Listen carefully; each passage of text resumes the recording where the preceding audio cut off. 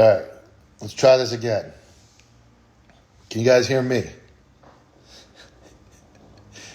All right, now I need Jerry to join. Come on, Jerry. Check, check. This is why I need a fucking podcast. This is bullshit. I need a pod.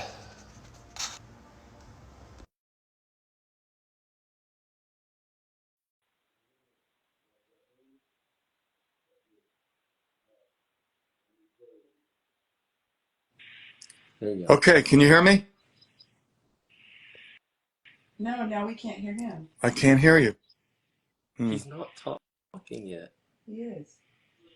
There. Okay, can you hear me? No, now we can't hear him. I can't hear you. I got my street goon on.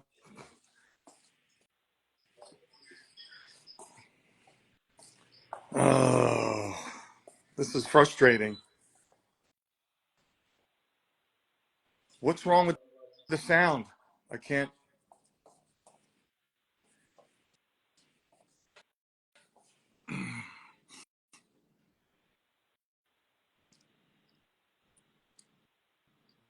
I can't get the sound going.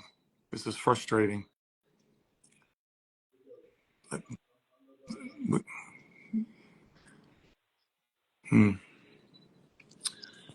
Speaker keeps.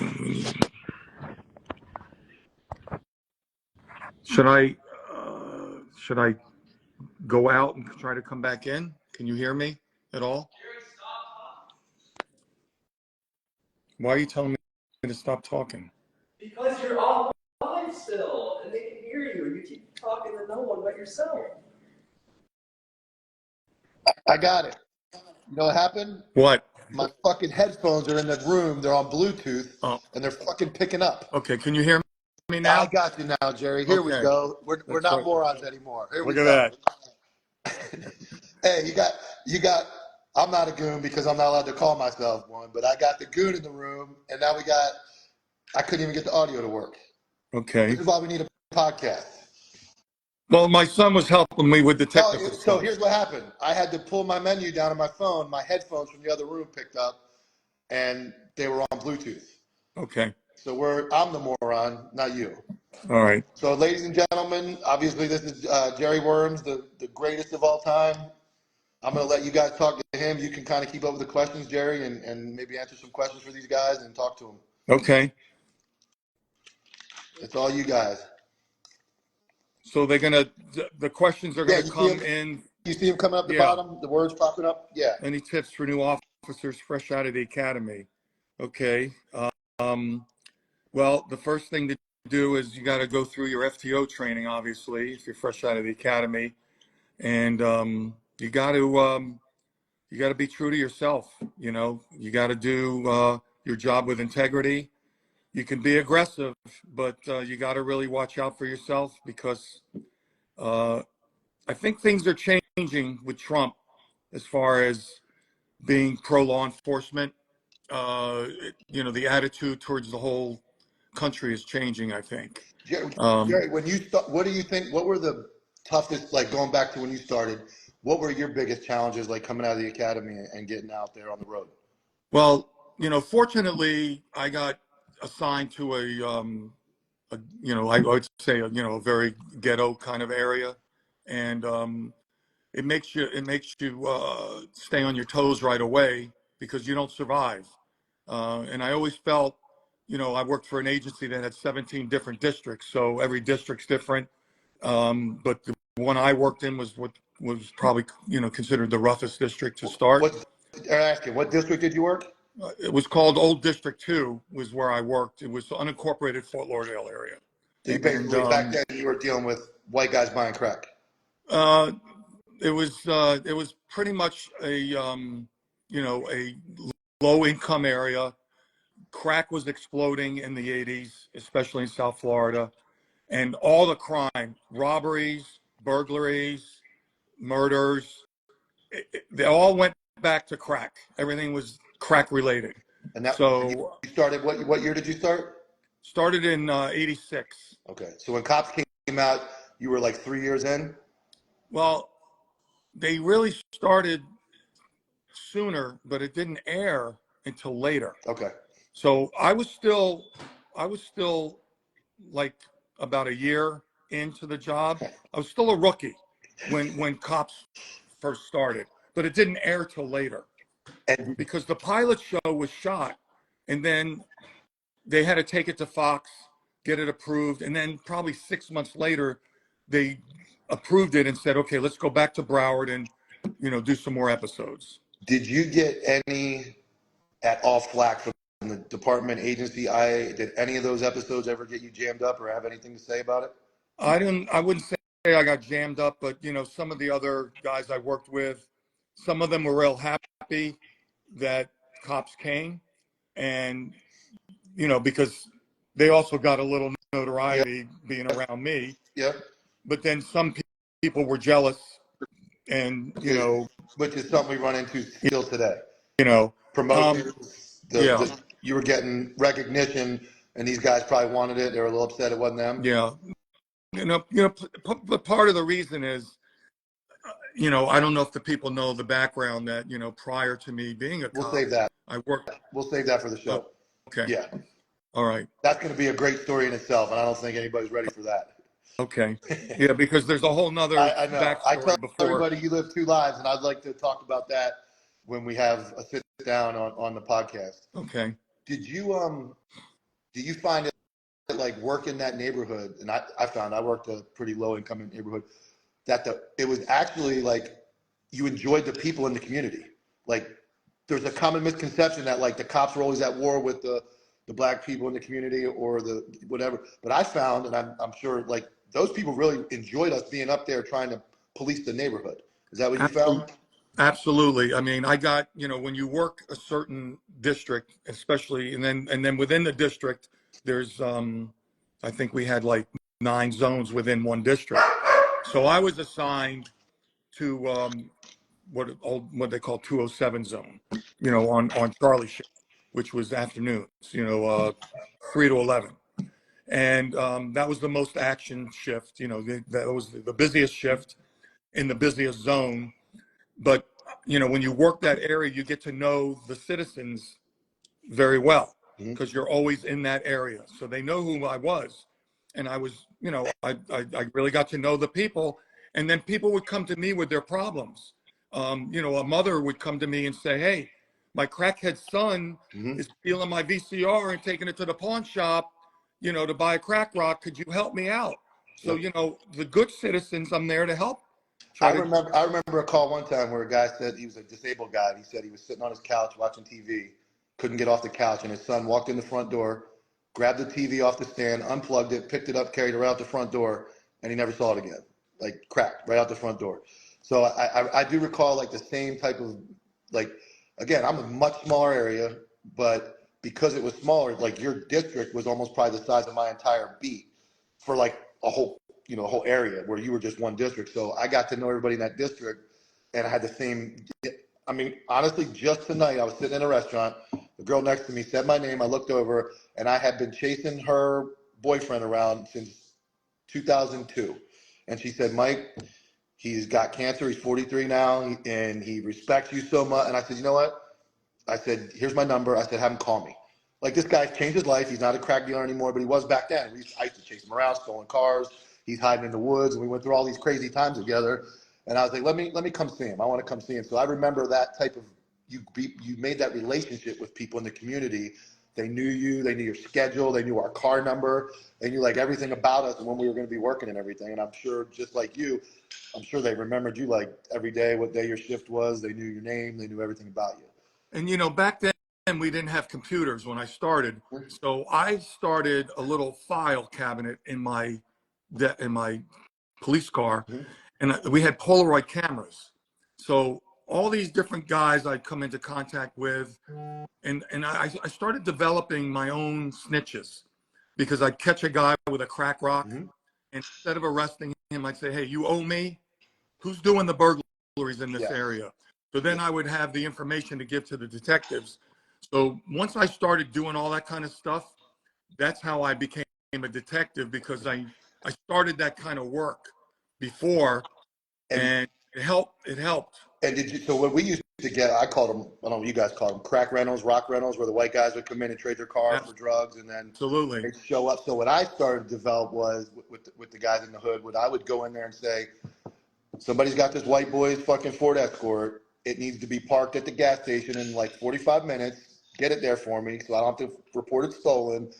And and then that guy would be like, I got you. And then I would drive away, and I'd come back like an hour later, and that car would be parked in that parking lot. And I started to develop like an informant type relationship with certain guys in the hood. Like, you can trust me, I can trust you. I know you got the dude's car. And it didn't always work, of course, but it started that. And then I did the same thing. I transitioned from about 2 years in that neighborhood to getting assigned to my first assignment in narcotics, and going undercover and doing all that stuff. So that's kind of the same thing we had. The one-liners, everybody loves the one-liners. I mean, they just flew out of your mouth. Those little slick. Yeah, they just off the top of your head. Now the stop or I'll shoot you in the back. That I used a lot because That's a distractionary technique, yeah, correct? people don't realize that, when a guy's fleeing from you, if you yell out stop or I'll shoot you in the back, sometimes he's starting to, as he's running, he's looking back at you. So if he's looking back at you, he might trip over a curb. He might run into a parked car. I never had my gun out. I wasn't going to shoot him in the back, but I just yelled it out as a shock value. I have yelled that, and then we transitioned. I'm sure. Did you ever carry a taser by the end of your career? At the end of my career, I did. Yeah. So we transitioned to I'll tase you. I'm going to tase you. Most of my foot pursuits were I'm going to tase you. The old flashlight that accidentally comes out of your hand when you're running and slips out, and those type of things. And now everybody talks about the nunchucks. Why don't you tell everybody the story about the nunchucks and how you got those? Well, when I started with the Broward Sheriff's Office, there was a guy named Joe Hess who was a former cop in New Jersey. He was also the heavyweight world champion, karate champion, and he wound up coming to Broward and teaching at the academy. Okay. He actually started using nunchucks in New Jersey. No one else used them except him. And then somehow he got it approved, and they changed it to flex baton. That's what they called it. The good But thing, it still had the chain. the good thing about nunchucks is that you could keep them at the time. All you had was a big billy club that you couldn't wear on your belt. So if you got nunchucks on your belt, that's one less thing you need to jump out of the car with, so that's always on you. Okay. And nunchucks were great because not only were they used, having them readily available, because at that time we didn't even have pepper spray. All we had was a baton. That was it in your fist. Yeah. So the nunchucks were good for what they call come along holds. You could take them and put them around a guy's arm and then squeeze down on the radial nerve, Okay. and walk them out. Let's say you needed to take them out of a bar. That was like a nice way of just grabbing them and putting his arm behind his back and just squeeze down, and they'd be compliant. Statute of limitations is gone. How many times did they go around somebody's neck? I've used them around people's neck when he was, but I was justified because I'd get to a scene where a guy's yelling for backup, and if I got to the scene and the suspect was on top of the deputy, Pull them off. That's the only way to pull him off. I'd wrap him around his neck, choke him out with the nunchucks. All right. And that was totally justified because the deputy was in dire need of help. So you go a few years in patrol, and then I think you told me you ended up on like a set team. Well, no, I first became I became a detective within, because each district had their own detective division. So each area has like a detective assigned for the crime. I had a detective. I was assigned to the District 2 Detective Division, and we did robberies and burglaries and thefts in that district. Anything more than that, sexual assaults or homicides, or anything more than that, would go to the General Detective Division. Did you? And I know the answer to this, but for people, I'm gonna ask it anyway. Do you think that the street cop in you and the ability to work the hood in the streets assisted you becoming a detective? Absolutely, because contacts and how you dealt with people. did you have when you started, they have what they call FI cards, the Yeah, field yeah, yeah, interrogation cards. yeah. So I did a lot of field interrogation cards, and I had my Polaroid camera, and I'd attach a field interrogation card, which had all their information as far as tattoos, nicknames, where they lived, what their crimes have been. And so I had this whole file on guys. Now, is that something the department did, or did you kind of do that on your own, or was that a little both? Well, everybody did field interrogation cards, but But I you started your own started my database. little file, and but they didn't have to take, a lot of the cops, they didn't have to take pictures. I did. So I would have homicide detectives seek me out and say, hey, I got this guy, and I only got a nickname. Do you know who this guy is? Because he's named in a possible homicide. And I'd go through my file and I'd say, oh yeah, this guy. I was very good memory wise, but I worked with my first partner in Narcotics was a black guy named Paul Newborn, and he had the most elaborate database, very similar. By then we had David and all the photos and driver's license, but he would break it down by neighborhood,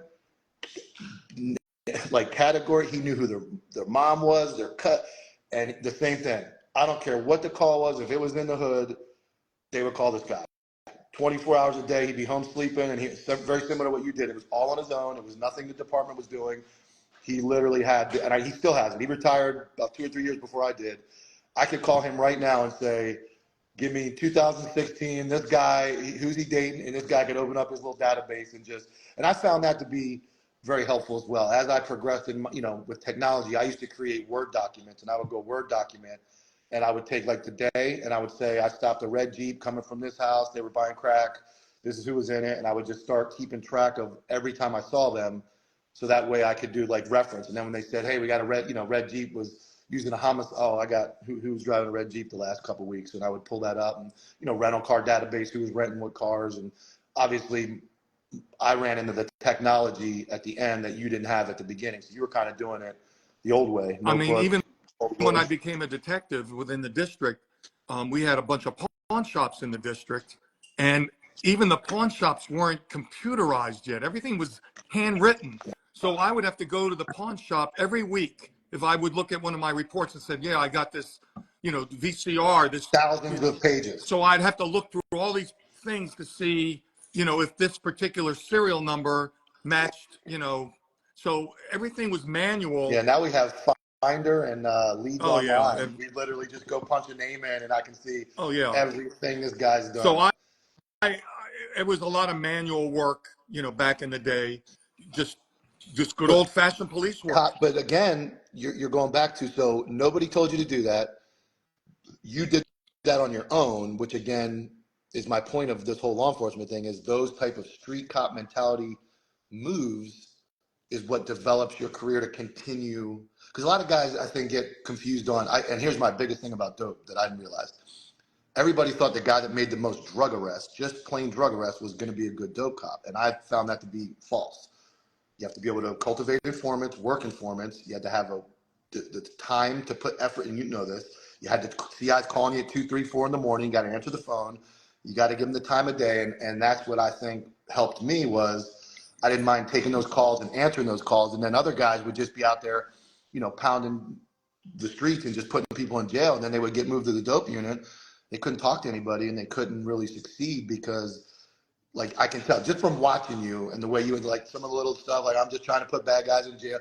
You can see that mentality that you had, the gift of gab and the ability to communicate, which is a very important part of law enforcement. The other thing too is I didn't start police work till I was 30. So you had maturity.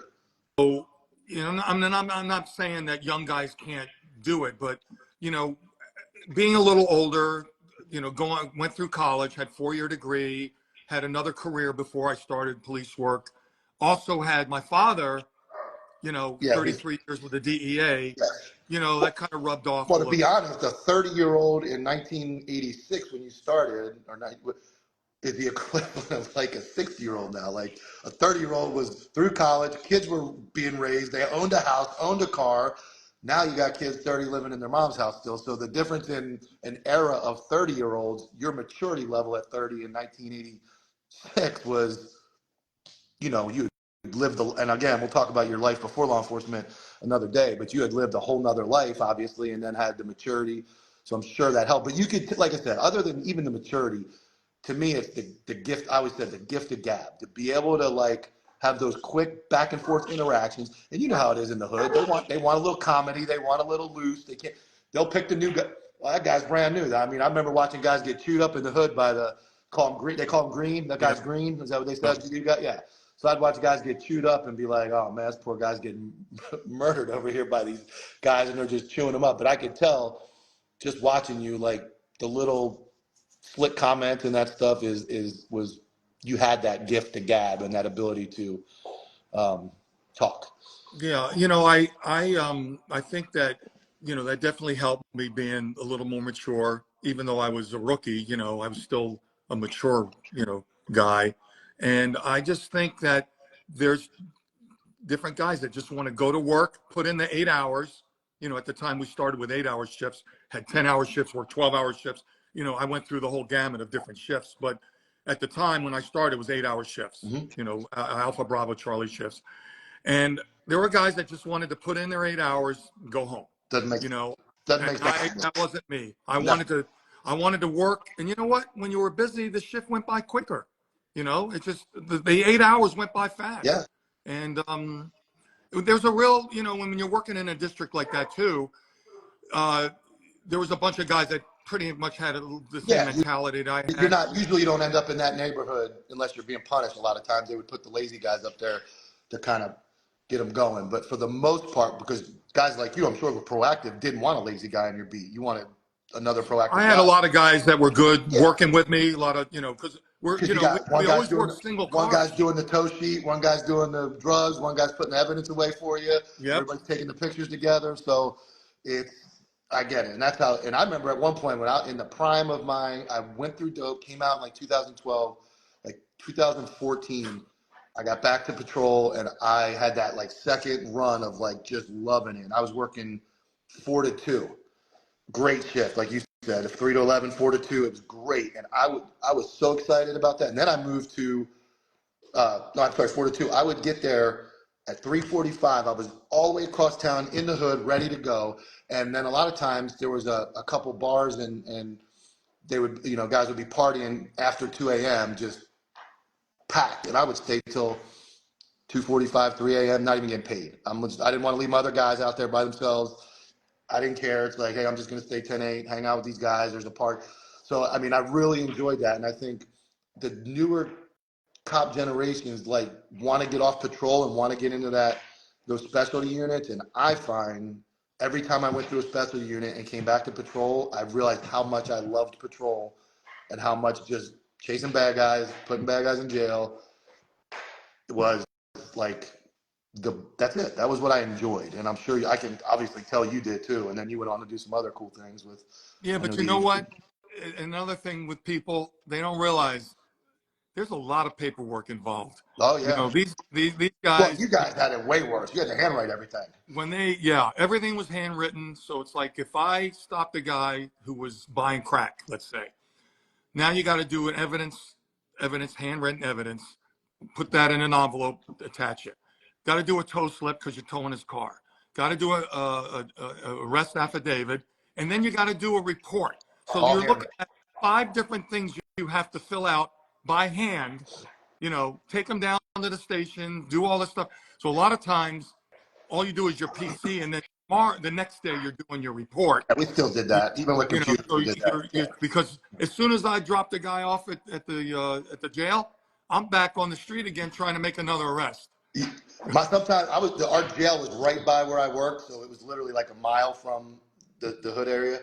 I would try sometimes before I went 10-8 on the radio to sneak back over there, see if I could find the next car I was going to pull over, and get right on the radio and say 10-8 arrest, show me traffic, like right out of the gate, like come back. And a lot of times the other thing I like to do is I'd skim the warrants on my way into work and know like, hey, this guy's probably home, he's got a warrant. So I'd pull up right in front of his house as soon as the sergeant would get on the radio and say, the shift is 10-8, I'd say 3101, show me search, blackmail 1015, and rather, like I tried to pull that off a bunch. That was just being maybe a little cocky, but the bottom line was I enjoyed putting, like I said, putting putting bad guys in jail was always what I enjoyed to do. And I'm sure you had good times where you went through some stuff where it was like, you kind of get sick of it for a little bit. It's hard some days, and same guys coming over and over, and you're like, man, this is a lot. But at the end of every day, that was what I really enjoyed. Let's see if we can The take. other thing is, when I was a supervisor, I always kind of looked at some of the supervisors that I had, the ones I really liked versus the ones I didn't like. And I tried to kind of take things from all the people I've worked for, because eventually I became a supervisor. So I tried to take some of the good things that they did. And, teamwork was a big thing. I had a couple supervisors that worked in that district with me, and they would write out a roll call. They would send me.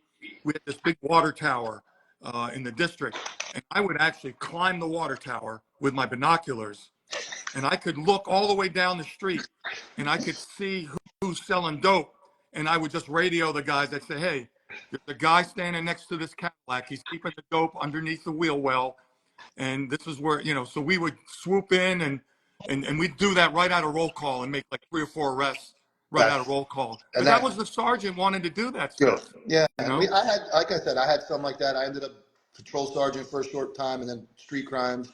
And I tried. There was a couple of guys in here that I supervised. Tried to do the same thing, keep them like motivated. When I made sergeant, my lieutenant, who was the best cop I ever worked with, Lieutenant Christian Matheson.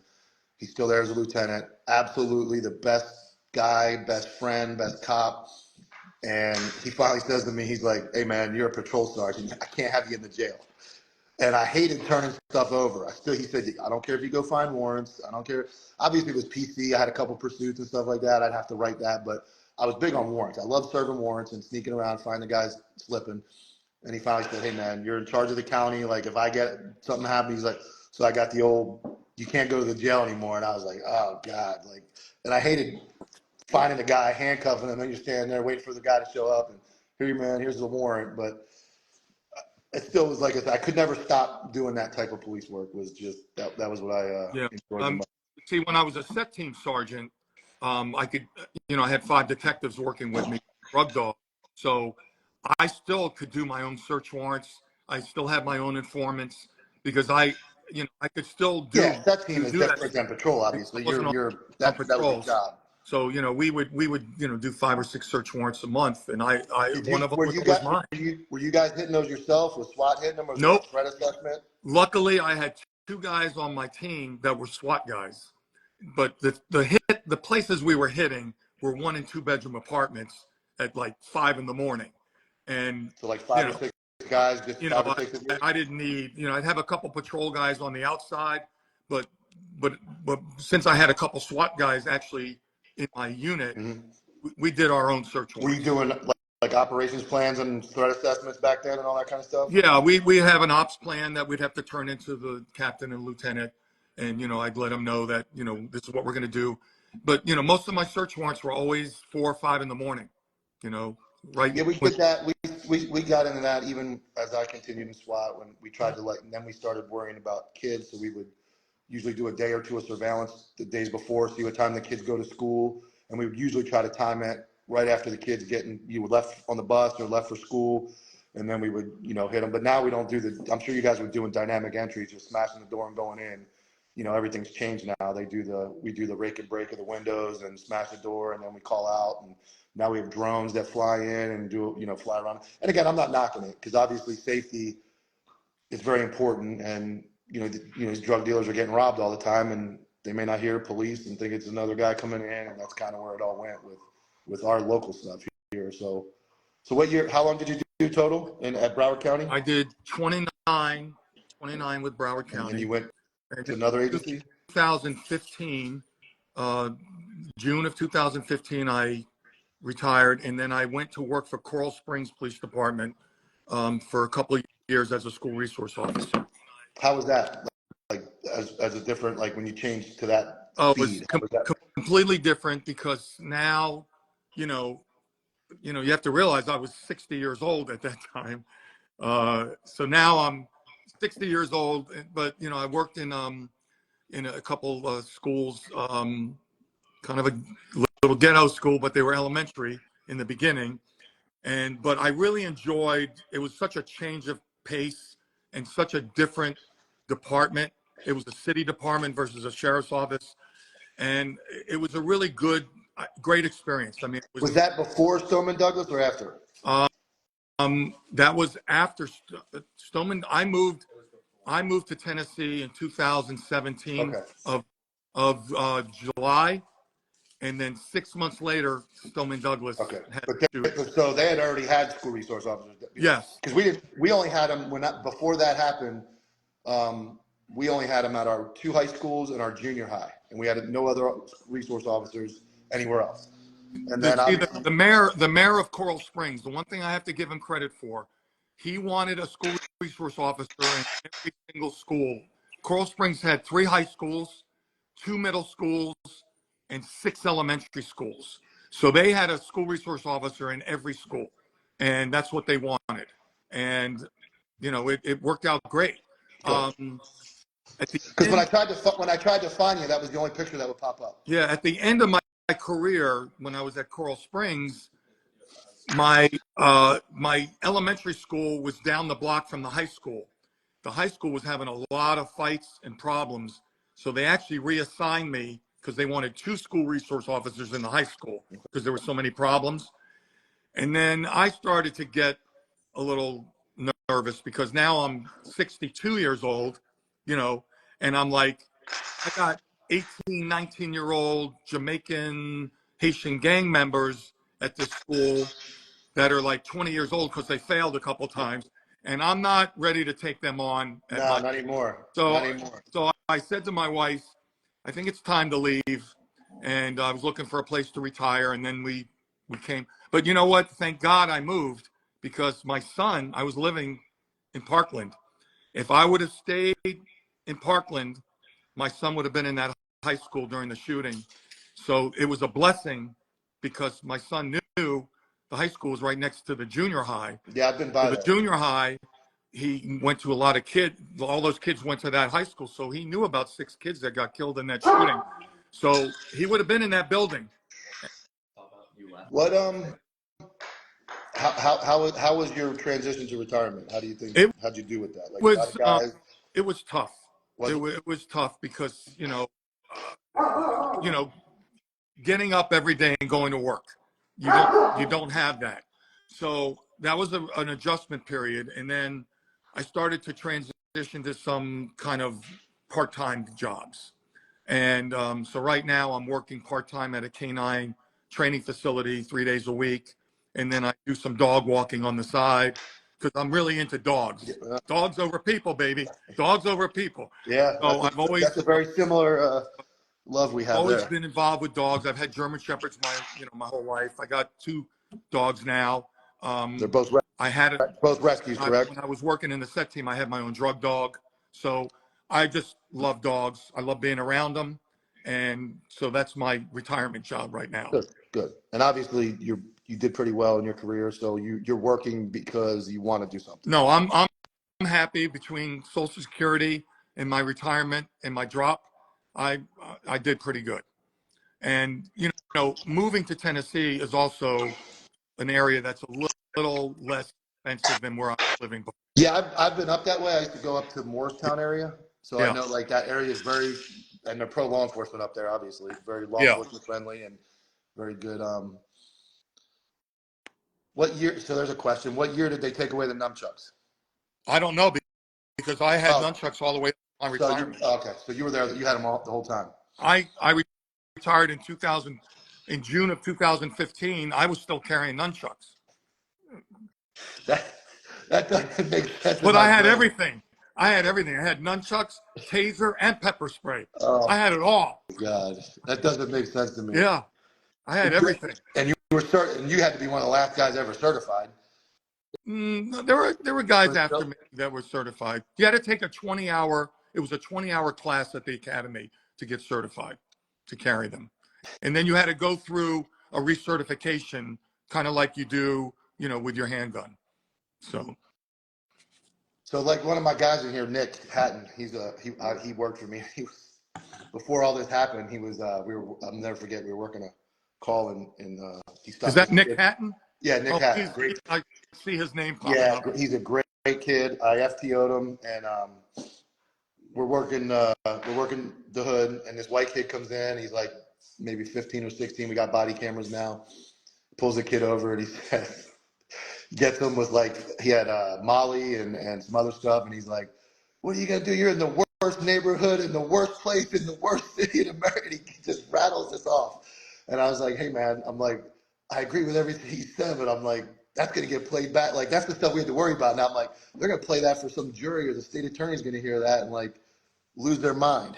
Well, And the thing about it is, but when you work in a district like that, if you can survive that district, you can work anywhere. and that's what So, and that was like I said when I started, it was like it's called Gifford, Florida, and it was always a punishment. Oh, I'll send you to Gifford. I'm telling you, I would if I was going back to work tomorrow, I would drive right back up there, and I'm telling you right now, I could go there right now off duty, get out right there at the old hood store, and everybody's gonna know my name, everybody's gonna know me, and I'm not gonna have any problems because I was always fair, and I was always, but I did my job, but it was like I enjoyed it. Like I said, I can see it in you. You enjoyed that neighborhood, the little interactions, and I'm just trying to put bad guys in jail. You don't have a problem with that, like those little things, like that. You're not going to get that in, another part of town and all. You're not going to get that type of interaction. I also worked. I worked in Deerfield Beach for a while, which has Deerfield was great because it had everything. It had a beach area. It had an area out west with parks and nice neighborhoods, and it also had off of Martin Luther King Boulevard, there was the drug area. So I had a little bit of everything in Deerfield. Then from Deerfield, I got transferred to Pompano in the unincorporated Pompano district, which was basically almost the same as unincorporated Fort Lauderdale. So that was a whole nother You bad area. But I was ever deal with Lauderhill? Lauderhill. The old District 2 that I worked in was right next to Lauderhill. We butted up against each So other. I had a couple cases in '09 where our main supplier for up here was down, and I spent time down there.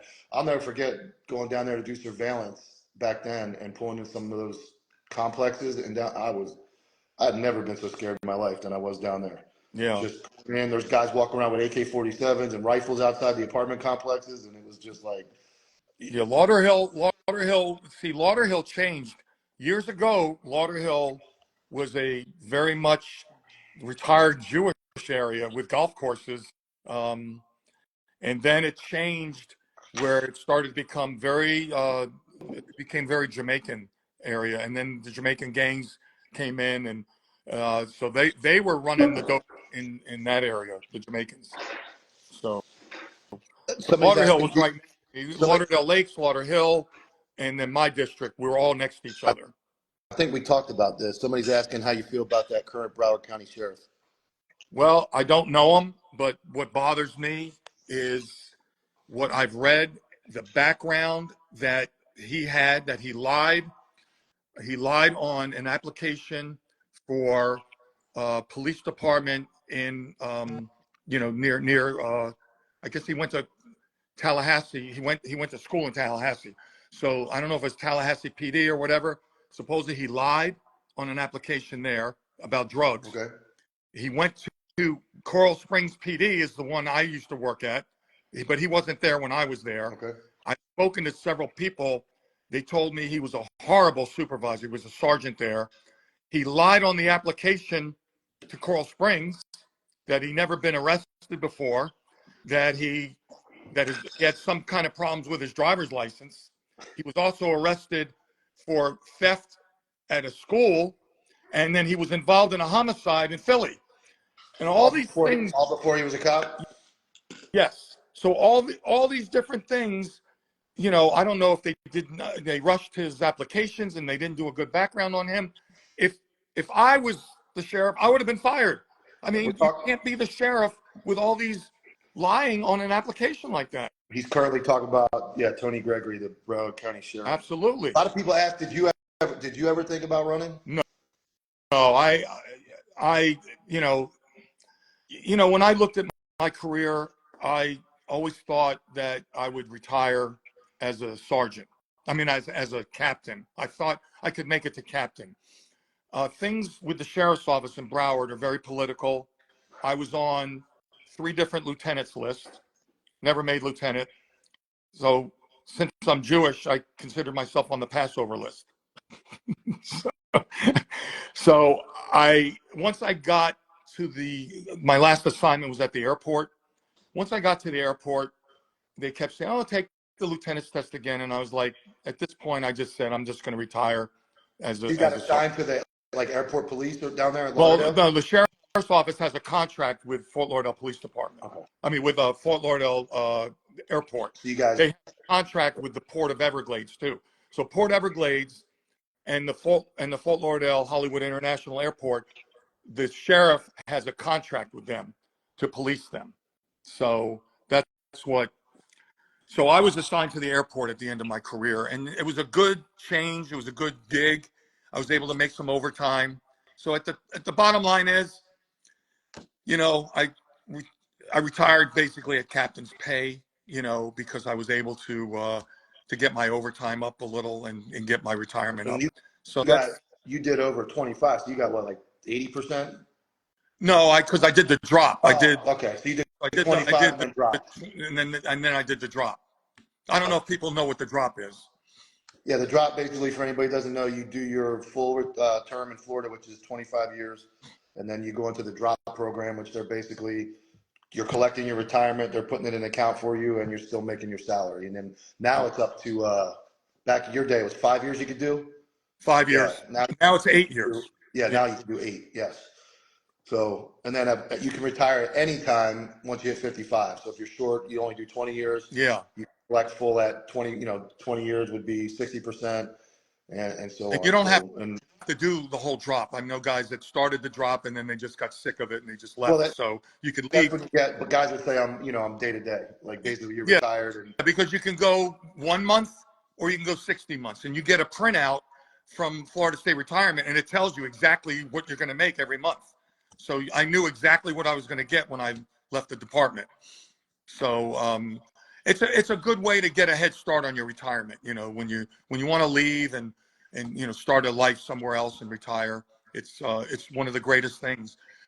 Like I tell everybody, you're never going to get rich being a cop, but you can be comfortable, and that's all I cared about.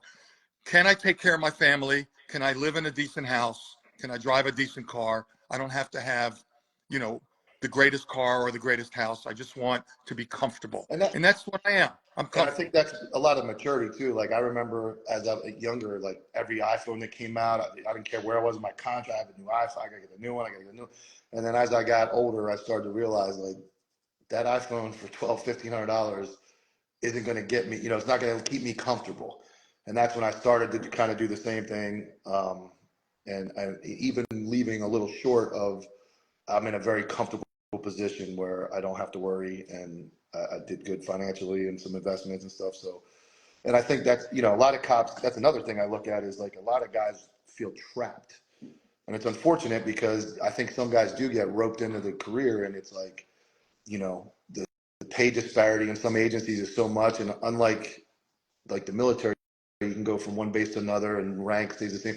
You leave now, and that's one of the things I don't like about law enforcement is you do 20, 15 years at one agency, and you got to start over from zero, and that's always been No, you got to stick with the one agency yeah, to get your full retirement. I But know.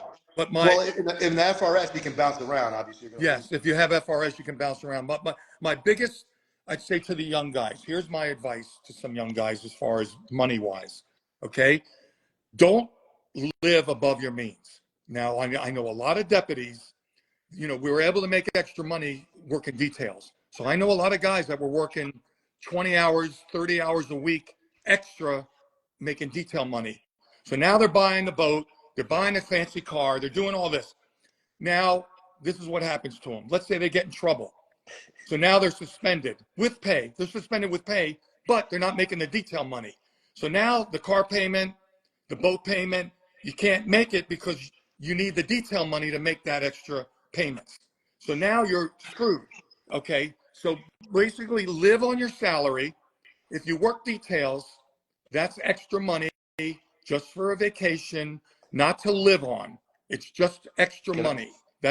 And I told my wife 10 years before I retired, I had a plan. I said, by the time I retire, we are not going to owe anybody, not one car payment, except my mortgage. Obviously, I have a mortgage. No car payment, no credit cards, no nothing. Debt free as you can be. Then you can retire. Because if you have a lot of debt, you can't retire. So the Copville version of what these guys do is they find themselves at the ER with one of them nurses, and then everything goes to shit. It's usually that or the clerk at 7-Eleven, and then they lose half their retirement and all that stuff too. So I know I make a lot of memes about it, but that's a lot. That's a common thing with the cops is they find themselves in a precarious Well, situation, and a you lot of you that. you can testify to this. I'd say 90% of my friends that are cops have all been divorced, okay? And some of them have been divorced 2 to 3 times, twice. So it's, I think the divorce rate among police officers is like 75%, you know, it's high. Yeah, So, I'm, you know, I'm I'm yeah. divorced, you're divorced, thank God I have my beautiful wife and we've been married 22 years now. And, you Yeah, but like you said, I mean, obviously, sometimes that is, and again, like, not the end of the world because I'll be honest, like, as I talked about being, better financially and all that, I also found a much better person. yeah, And some of that was probably my fault, immaturity. You know what it's like to be a young cop and you're a hard charger, and sometimes we forget family, we miss family stuff. I'm sure you were just as bad, but the job becomes so addicting sometimes and all that stuff's going on that you just kind of, that's what's so important. And then as you get older, you start to think like, and that was for me, like it's been the last 2 years before I left was when I kind of started to realize like I can do something else. Like I was asked a question about 2.5 years ago, what was my identity? When I got done answering the question, the guy said, that's the worst answer I've ever heard. He was being honest. I was a cop. I was a detective. I was all these things. And he's like, no, he's like, you're not, you're none of that. You're supposed to be a father, a husband, like this, and this. And I thought about it for a second. I was like, I don't even know what that is. Like, all I know is like this side of things. So due to some unfortunate events that happened at work that again will come all that stuff can come out later in the podcast. Um, I had unlike you where it was like you worked and then you were gone. I kind of got like a weaning off of like the street cop stuff, and then came down a couple levels, and I ended my career at a desk doing some real time crime center stuff, which is really cool. That's something that obviously didn't exist back then. Um, we monitored like the plate readers and the body cameras when there was a call, and we were able to see what the officers were seeing, and vehicle pursuits. We're watching the camera live, and really cool job. And I worked with some really awesome people in that job. But I can see, like I said, that's cops do some wild, wild things, and the job's tough enough as it is, and then you get all that other crazy stuff going well, on. part of the problem too is, when everything's with police work, everything's based on seniority, at least at my agency, everything was seniority. So you get out of the academy, now you're on your own, you go through FTO and you're on your own. You're a rookie. You're off Tuesday and Wednesday. Here, I'm out of the academy. I'm on my own now, right? I'm off Tuesday, Wednesday, working 3 to 11. What kind of life is that for a family? Hard to have a family life. Yeah, On top of that, Christmas, New Year's, Hanukkah, Thanksgiving, any kind of holiday, you're working because you don't have the seniority to get the day off. yeah, So the first couple of years until you get seniority, you're never with your family during the holidays. That puts a big strain.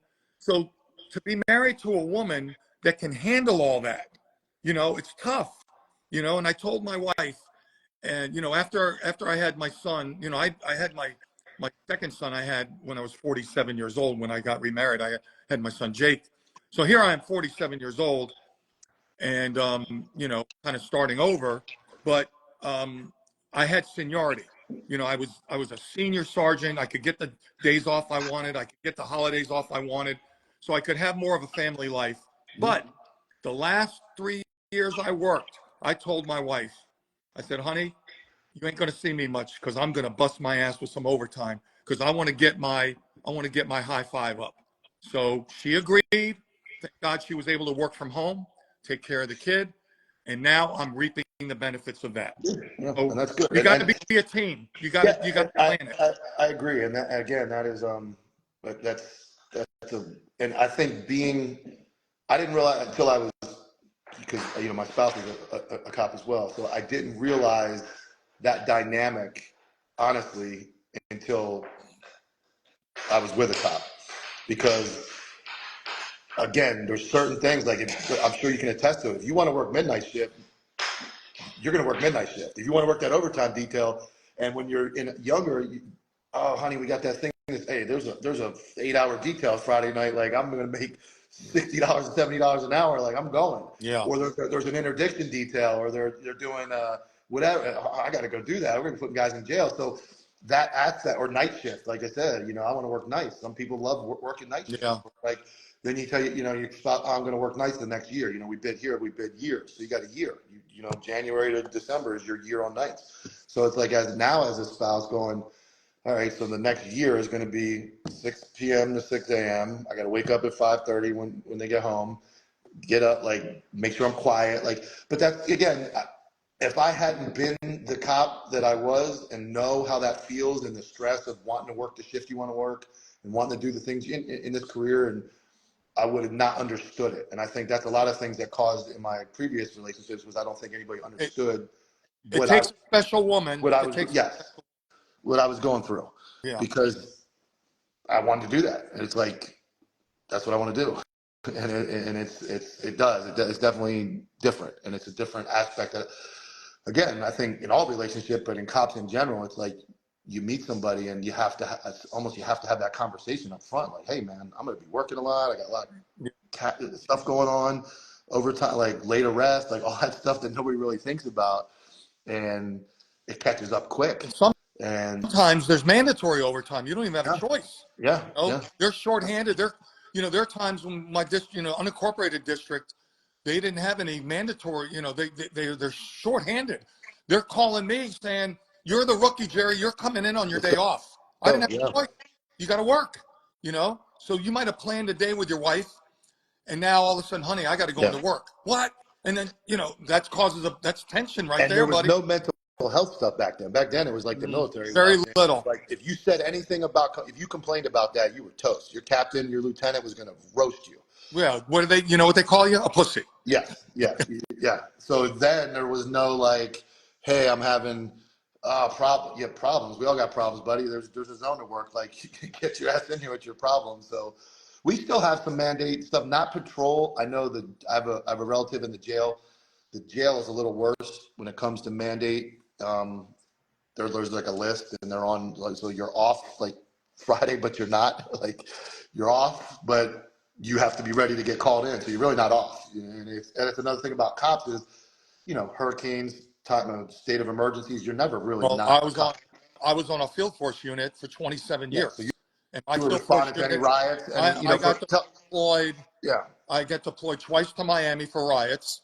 I got deployed all over the state for hurricanes, because there were certain departments when the hurricane hit, the department was ruined. The cops that were working in those areas, their homes were destroyed. They couldn't get out to patrol. So the Broward Sheriff's Office had a 100-man field force unit. We had everything, tractor trailers and generators. We'd go up northern Florida and take over the whole police department for a whole week, taking care of them. Yeah. And my wife hated it. She's in the background saying I hated it. Yeah. She's home alone with a baby. Oh, I just lost your voice. Oh, can you hear me, Michael? I lost. Oh, can you hear him? No. We're here. Tell Michael, tell him that I can't hear him. Oh. What do you want me to do? I'm sorry. My freaking Bluetooth headphones keep picking up Okay. Yeah, that's what it is. Okay. So what I was saying was that's another aspect of the job, those deployments and call outs that people don't know about. Like you get into law enforcement and people don't know that exists. So How about this? How about you work midnights, you get off at let, 6:30 in the let me morning. let me go get my headphones. You keep talking to these guys. All right. Okay. And then you got to go to court at 9 o'clock. So that's a whole nother lack of sleep and working, all day. And then you go back to work and you've only had 3 hours of sleep. And that's a whole nother ball game to deal with. So do you hear, how do you hear me now? You, oh, good. Let me see if my head.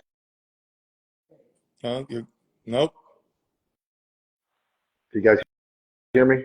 I got you All now. right. Now I'm So connected to the the whole headphones. thing So about court, that's a whole nother thing.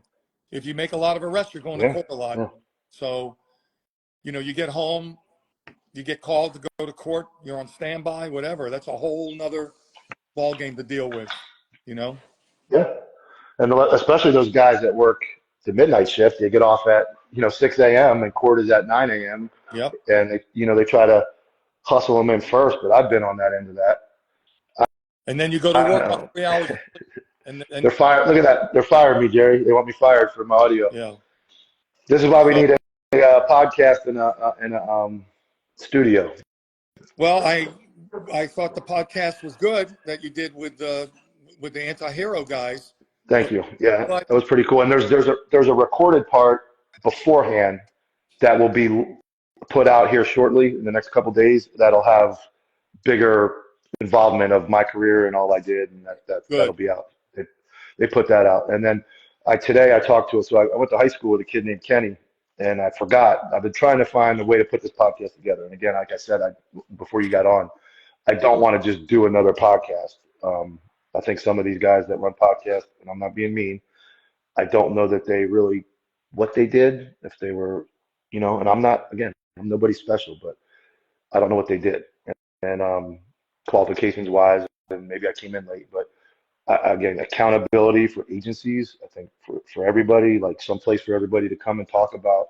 And I think cops are underappreciated when it comes to awards, stuff like that. So that was my goal. But so I talked to my friend today, Kenny. He actually runs a wrestling podcast locally, and he does all the stuff, producer, all the electronics. He knows how to hook all. So that's who I'm probably going to use to try to get this thing rolling. My goal is mid to end January, and see we got. Yeah, this is for guys coming in. This is Jerry Wurms. He was day one cops BSO. So if you're just coming in now, Jerry and I became. I made a couple memes about Jerry, how we met. For everybody who doesn't know, I made a couple memes, and I guess some of the guys I made them that knew you sent them to your wife, Yep. and your wife messaged me on Yes. Yes. your wife messaged me. I'm sitting on the couch with my wife, and I'll never forget it. I'm sitting on the couch, and my phone goes off, and I'm like, "This is Liz Worms." I'm like, "This is Jerry's wife," and I'm like, "Holy cow!" So I read it, and I'm like, "Hey, if Jerry's ever able to talk to me, please have him text me." And you called me about 10 seconds later. My phone rang, and I was like, "Here we are, like Jerry Worms," and we've hit it off really well. You have a great family. And you've been very, very good to me in Copville, and you've been very helpful for me, and I appreciate it. And like I said, I looked up to you as a young cop, and I saw that type of street cop mentality, and that was always what I tried to mimic. And a lot of guys, again, I think you've been blown away by it, but like the guy who actually started making the memes about you is Nick Hatton, who is under 30, like 30, maybe a little younger. So this guy was like this big when you No, came it's out. crazy because I'm getting, since I was never on social media until you. It's You like a full-time you job. you made me get on social media. I was never on any. I'm not on Facebook. Okay, I'm not going on Facebook. I don't like Okay, Facebook either. so, I have an account, but I really don't use it. but I'm not on Facebook, but I'm on Instagram, and because of Topville, I'm getting and I'm very good about this. Anybody that writes me, I write them back, and I'm getting guys writing me that weren't even born when Cops was on. So Yeah. now it's like a whole generation of guys that are watching the early episodes of Cops, Yeah. and No, no, no. I get it. I get it. And they're the guys are telling me sending me videos how of I other inspired guys. them, and I'm like, Yeah. I, it's hard for me to even think, because when I'm working, I'm not thinking that I'm trying to inspire somebody to be law enforcement. So this whole thing is just Well, overwhelming and to me. again, back then when you guys, you could never ask for recognition on your own back then or even Oh no. look for it, I imagine. Even when I started, you didn't talk about anything you did. Nobody, like, it was just do your job and go home. There was like no real awards. There was none of that stuff. It was like, this is it. So, Well, that's why Cops became a phenomenon, because it was really the first reality-based TV show that has no script. mhm. It's a reality-based TV show, no script, a cameraman and a sound man in your car with you for 40 hours, Yeah, and that's Cops. And yeah, it's like, yeah. um, and it's like what happens happens, and a lot of people don't realize they could ride with you for a whole week and nothing happens. But the fact that they put them with me, knowing something was going to happen because I'm in a district that's busy.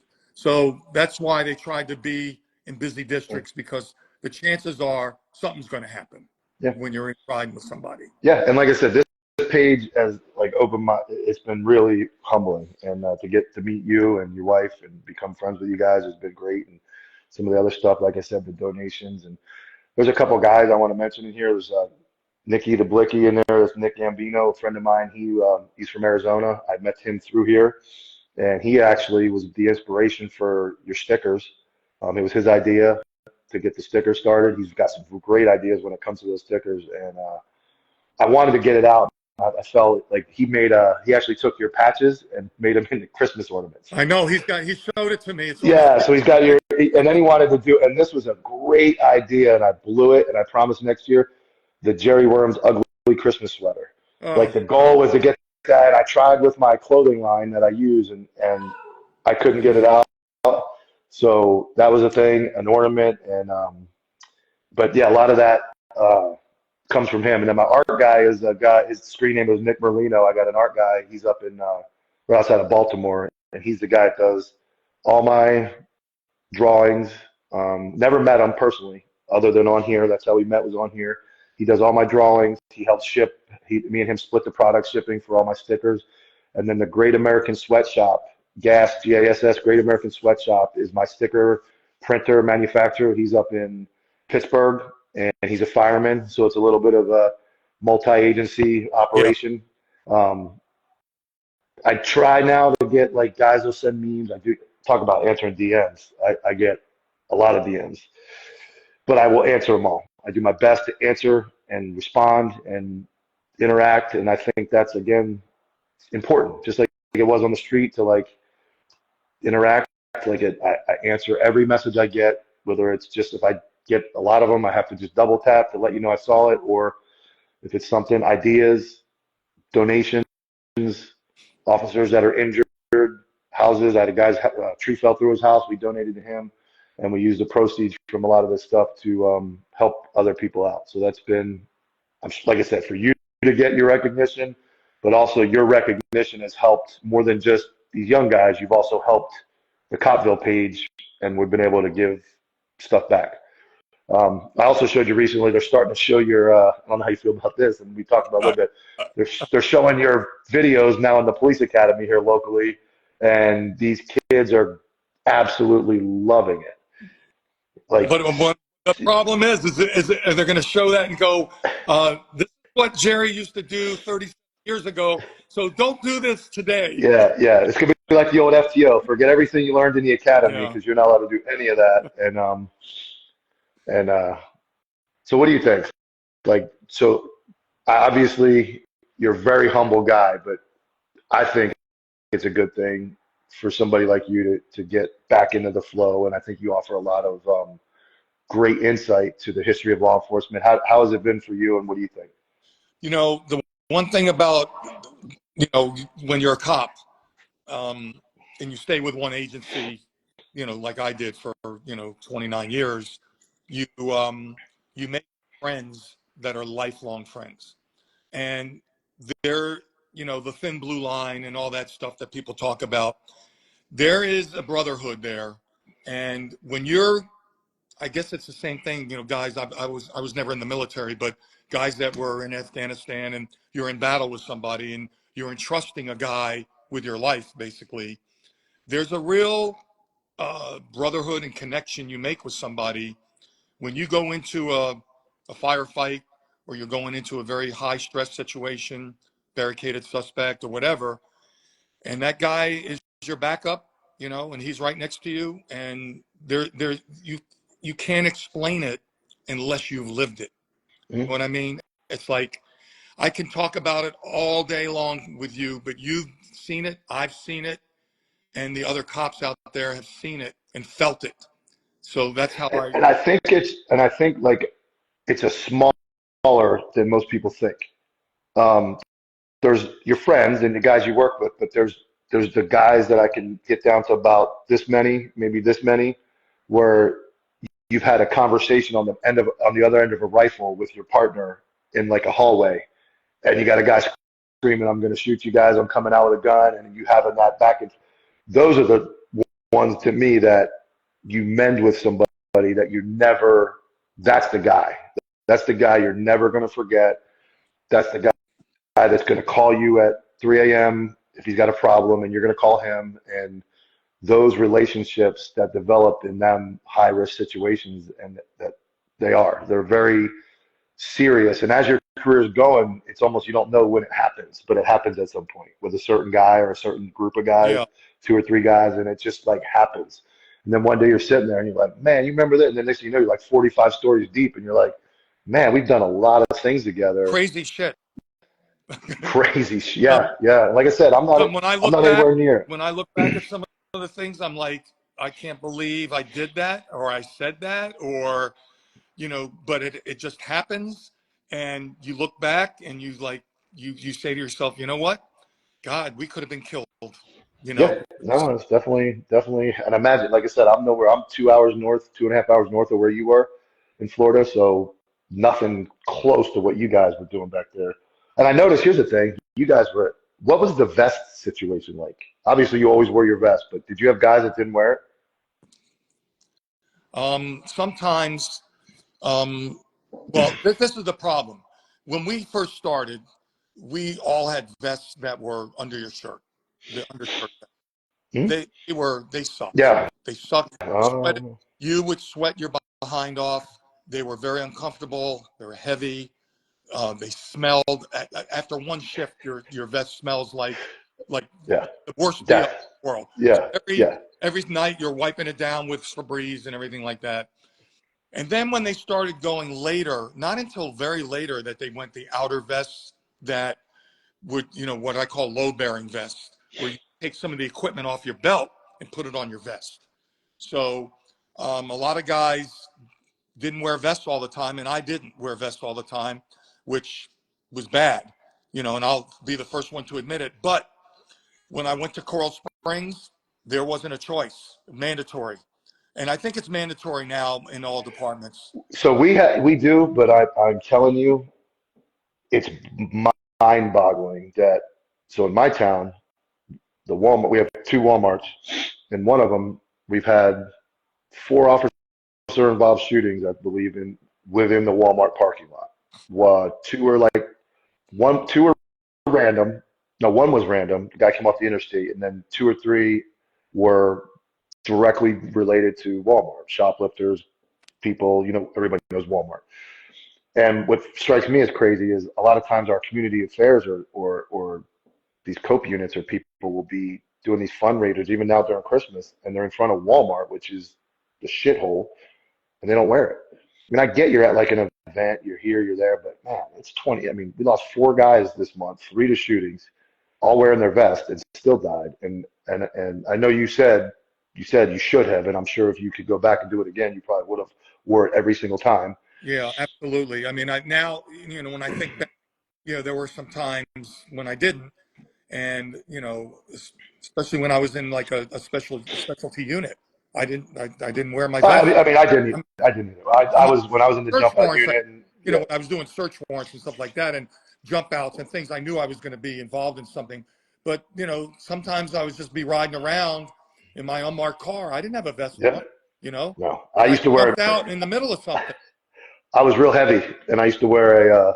I was big. I was about 250, 240, and I used to wear like a Giants jersey or a Mets jersey, and I just had a neck badge, and then I wore a Glock 30 on my ankle, and a pair of handcuffs, and a radio, and I'd jump out all the time and take off running after people, and no vest, one set of handcuffs, no taser, sometimes a radio, and that's the stuff when I think back, like you said, like God, I'm lucky nobody had a gun or nobody wanted to kill me that day because Yeah. I was not.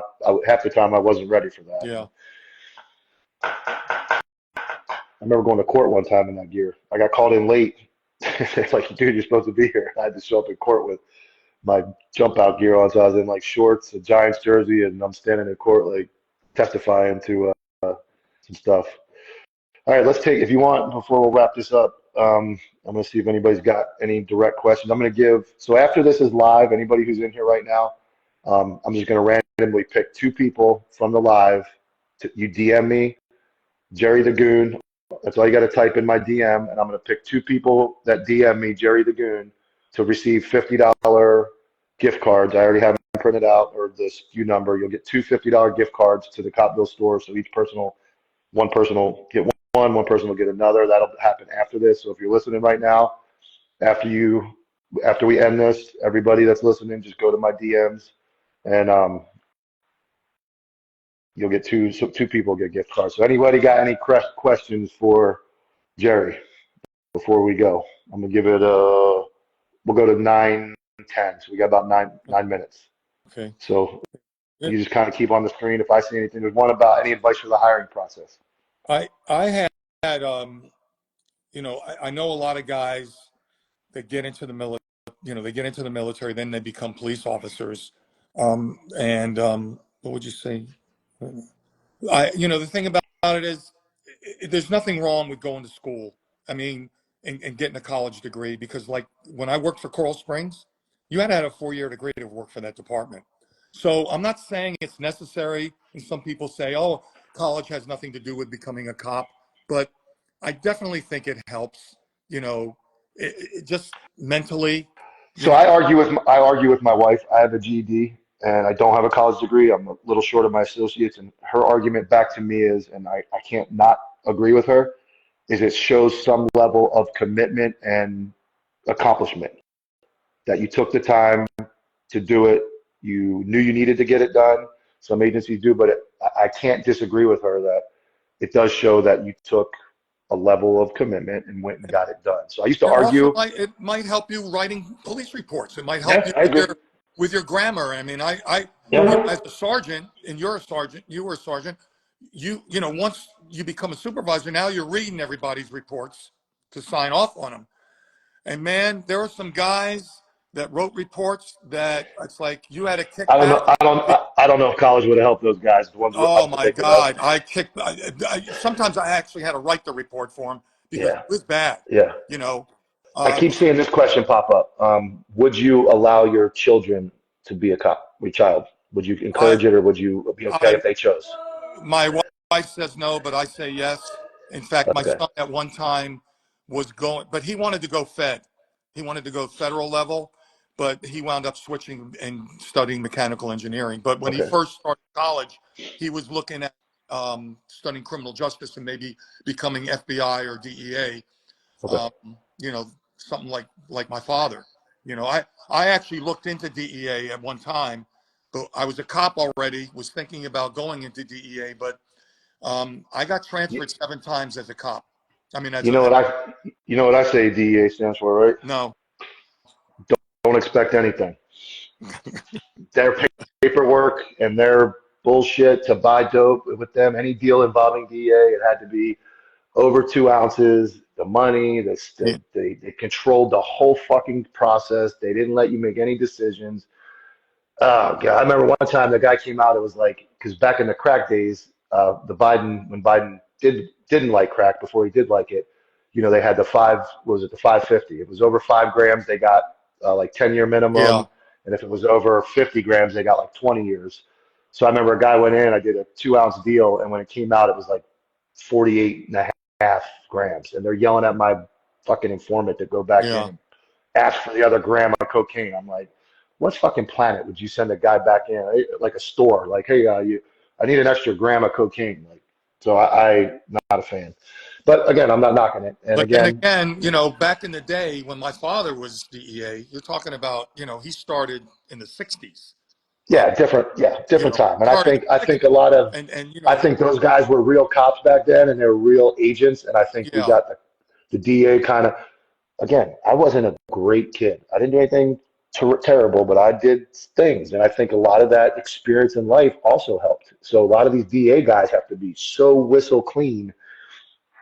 They have no real experience. They've never been in a fist fight. Some of them. So it's like, But all the feds have to have 4-year degrees. You yeah, I have to have a know. 4-year Yes, degree to yes. be a fed. And again, that again, I'm not knocking it, but as a dope cop, I had to know that I was a kid at one point, 17, 18, that's I'd smoked some weed and I was around some people and like that life experience was like again, I'm not condoning that everybody just smoked weed or anything and I didn't do much, but being around some people, I can't say it didn't help to have like some street knowledge where some Yeah. of those guys in the feds I think have none. They're stiff as a board and it's like Yeah. I don't know. All right. Any other questions? I saw a couple people saying questions. Let me scroll back up and Something see if we about have any. All something right. about retirement. Yeah, I feel like these young detectives are good. Ops plan, SAC approved. Yeah, SAC approved. Bullshit. I feel that technology has passed me. What do we got? Any questions? We got about 5, 6 more minutes with Jerry, the great, the goon. We treat him like mushrooms. Yeah. Like I said, we'll get into all my stuff later on, but best food for cops. So I've been fat and very fat, and I've had the fat cop diet, and I find the best thing that kept me was meal prepping food, Yep. Preferred duty. keeping it. Uh, Here's a good story. I'll tell a real funny story. I'll tell it myself. So I have a buddy of mine, Nick Hatton, has a brother Morgan, and Morgan comes up to me at the gym. I brought him some stickers 2 days ago, and he says, "Hey, I got a story about you from another guy, but I'm not allowed to tell you. He told me I had to wait 5 years to tell you, and it's only been 3." I'm like, whatever. So ironically, the next day I see the guy that told him the story at Walmart. So I said, "Tell me the story." And he says, "Oh God," he goes, "I was on FTO, and I actually competed in like a moron at one point. I competed in a bodybuilding competition. No business doing it, but I did. And I was cutting, so I was eating like 600-700 calories a day. So I guess I pulled up in front of the bowling alley, and I'm sitting there, and I guess I nodded off. So they pull up with the trainee, brand new guy in the FTO that I knew, a guy named Rick, and I guess I had a cucumber in my hand because I was eating like cucumbers and salad dressing to cut. And I'm like knocked out. And the trainee says to the FTO, "Should I beep the horn and wake him up?" He's like, "Nah, he's eating low calories. Just let him sit there." So he said, eventually I like came to and just looked over at him and went and bit the cucumber and just acted like nothing happened and went right back. I have no recollection of it, but thought it was funny. but the cop, right now, it, you hate to say fat cops, it's not good for you. And, wearing all that equipment, uh, the heavier you are, the harder it is on your back. I know 90% of the cops that don't have back problems after 25 years of wearing a gun belt, you're going to get a back problem. Yeah. So, So from 2007, 8, 9, 10, 11, 12, right to about 2014, I was bad. I went back to patrol after DB. I was heavy. Back killed me, and we were wearing the undervest with the old leather belt. My back was always yep, sore, and I was had damn trouble breathing. I was so fat. And obviously, I got in shape, and it made everything. And again, your confidence comes back when you're in better shape. absolutely. All that stuff. Let's see what else. We had a question up there. You had to go back a couple. There were some questions. Yeah, talk about Networking is very important. I saw 2 people mention preferred duty weapon. I I, mean, I would, I'm I a SIG guy. started with a Beretta 92F. That's what I started with. And then the department went mandatory to Glocks. And then they took the mandatory away. And then people were going to H&Ks. And then everybody was 40 caliber. And now they're all back to 9s. So it's really if the department mandates there's Yeah. nothing you can do about it. Ours And was a lot. We had an option. I'd say Glock is the preferred gun for a lot of departments. So yeah, Glock is usually, we went Glock to SIG, and that we were allowed to carry whatever. When I left, when I retired, I was carrying a Smith & Wesson M&P 2.0 competitor. A lot of guys bought those. Tips to get into SWAT. SWAT's tough. That comes into being in shape, having a really good Yeah. mindset. And H&K, I made my department, everybody had, all the SWAT guys had H&Ks. When I was at Coral Springs, it was SIG, mandatory SIGs. So H&K for SWAT, and then the other guys were carrying Glocks.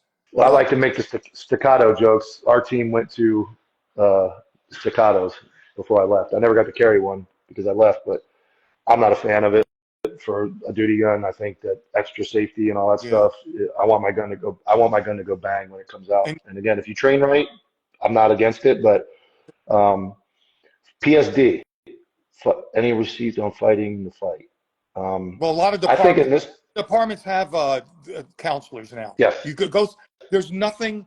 Don't be ashamed if you need counseling. correct, Okay. correct. If I you agree. get I agree. involved in a very serious uh, accident, or you get involved in a shooting, or you see some, child die in your arms or something like that, then absolutely go see a counselor just for the sake Yeah, of and it. I think even stuff again. I mean, it, uh, some of my most traumatic things, and I'll cover that later on as we get going and everything, were non-call related. I mean, we've all seen it.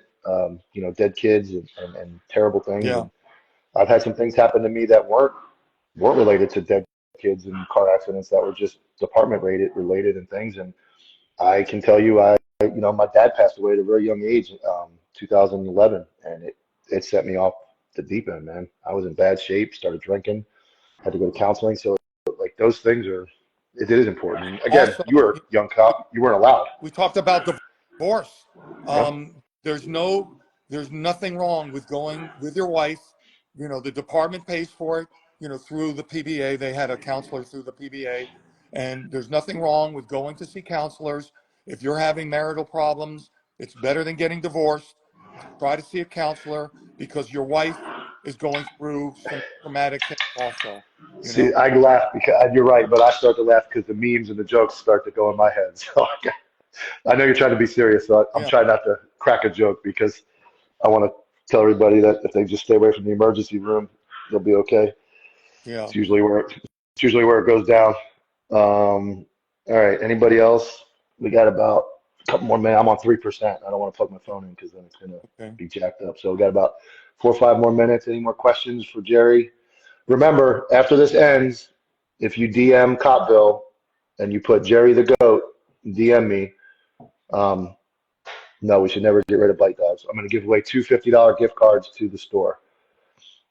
Yeah, going to counts without the money shake. Dogs, canines are great assets. I think we should bite everybody that wants to fight us and send the dog after them. Oh, I saw a question up there about death penalty for cop killers. I believe pedophiles should be put to death, and I believe um, anybody who kills a cop should get the death penalty. I'm a firm believer in that. There's unfortunately, no, like California, they have cop killers that never get they don't sentenced care out to death. there. I feel bad. I made a lot of good friends with people in California and Canada too. Canada's a mess with their gun laws, but California's the same way, just terrible. And that governor out there is a disaster. And I feel bad for those guys that work out What there. about New York? Does New York have the death penalty Yeah. for killing cops? I don't think so. I Yeah. mean, you can't. They tried to arrest they tried to put the guy in jail for killing the guy on the subway. That was 47 arrests or whatever it was. That Yeah. was beating people up. So New York's then my son went to college up in New York for 2 years, which was the most stressful 2 years of my life. He was in New York City for 2 years, and I was just terrified. All those calls going out up there. And all right, any other questions? Everybody in California. California has got it terrible out there. Well, Gavin Newsom is a nightmare. He's a nightmare. Terrible guy, and so is that Trudeau up there in Canada. Yeah. Another just disaster. But you know Because, like I said, what? California, although it's super liberal there, Trump did very well Mhm, considering. So mhm. I think there is a little bit of a change. Oh, I saw So the map. The map. He definitely expanded the amount of coverage or the amount of Republican vote, but I think he killed it all over the country with that. I think I saw the post today right before I got on about people complaining. He's going to make it mandatory that there's only two sex recognized by the federal government, and people are arguing that there's more. That's a bad thing. So, all right, we're going to wrap it up, everybody. Don't forget to DM Cottville. Put Jerry the Goon in the DM. I will randomly pick two people to get a $50 gift card. I figured today we'll go through Christmas. Maybe we'll meet up again next week, Jerry, and maybe talk to everybody again. Yeah, let's do like maybe after Christmas. Yep, after Christmas. I'm going to say goodbye first. I appreciate everybody's support on Copville. I appreciate everybody's purchases and everything. Remember, your money's going back to other people. And I'm going to wrap it up with letting Jerry sign off and tell everybody good night. Jerry? Okay, I just want to wish everybody a happy Hanukkah because I'm Jewish, but I celebrate Christmas too. And Merry Christmas and a Happy New Year. And anybody that wants to write me, I'm very happy to communicate. At Jerry Wurms. That's just his name. Yep. So if you want to, at Jerry Wurms on Instagram is his actual Instagram. I'll put it up later on my story and thank him. And God bless everybody. Merry Christmas. Happy New Year. And we'll see you guys in about a week. All right. Love you. All right. Take care, Jerry. Yep. Bye-bye.